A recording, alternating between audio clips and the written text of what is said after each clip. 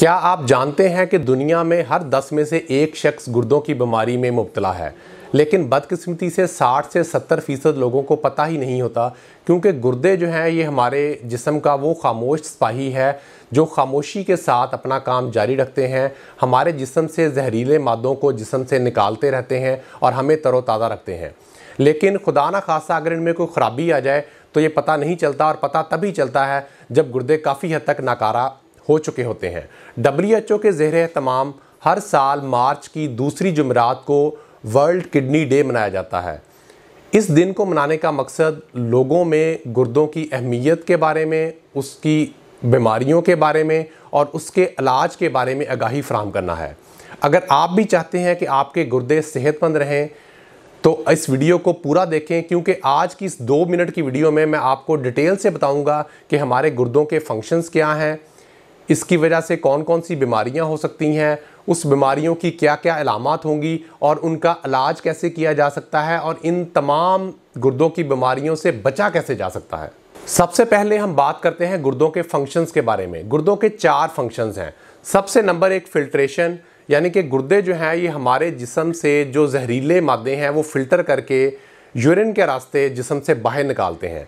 Number 2 electrolyte balance, हमारे जिस्म में सोडियम, पोटासियम और दूसरे जो मादनियात होते हैं उनका एक तवाज़न बरकरार रखते हैं।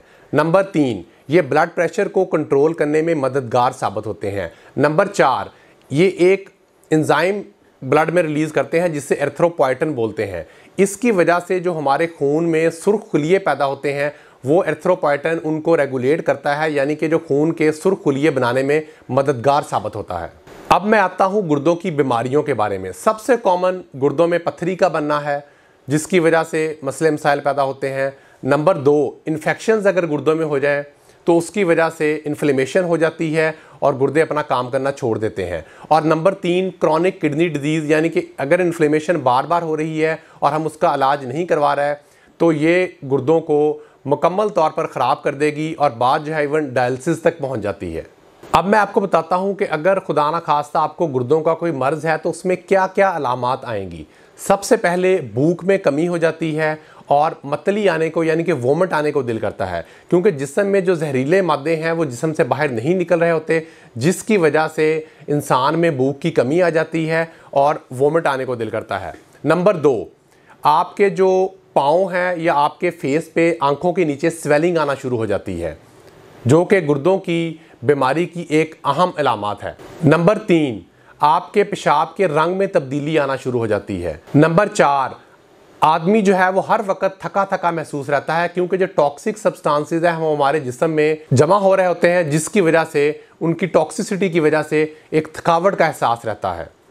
नंबर 5 अगर गुर्दों का मर्ज ज़्यादा बढ़ जाए तो सांस लेने में दिक्कत महसूस होना शुरू हो जाती है। अब मैं आपको बताता हूं कि कौन से 3 फैक्टर ऐसे हैं या कौन सी 3 चीज़ें हैं कि अगर वो आपके जिस्म में ऑलरेडी हैं तो आपको चांसेस हैं कि आप गुर्दों के किसी मर्ज़ में मुब्तला हो सकते हैं। अगर आपको शुगर है तो अपने गुर्दों का लाजमी एनुअल बेसिस पे चेकअप करवाएं।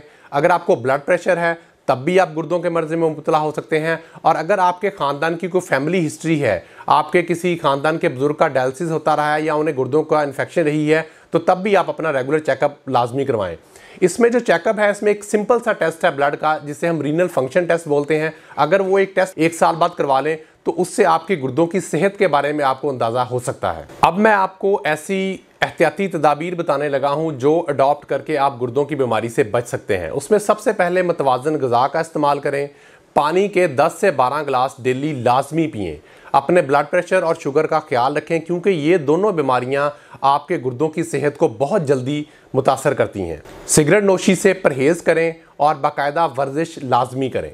अब मैं आपको गुर्दों की बीमारियों के इलाज के बारे में बताता हूँ। इनिशियल स्टेज पे मेडिकली इनको ट्रीट किया जा सकता है। अगर आपका सीरम क्रेटिनिन बढ़ गया है, गुर्दों में कोई मसला हो गया है, तो इनिशियल स्टेज पे आप इसको मेडिकली ट्रीट कर सकते हैं। अगर आपको गुर्दों का कोई मसला है तो आप हमारे चैनल को लाइक और सब्सक्राइब करें और कमेंट सेक्शन में आप अपना कोई भी इशू डिस्कस कर सकते हैं।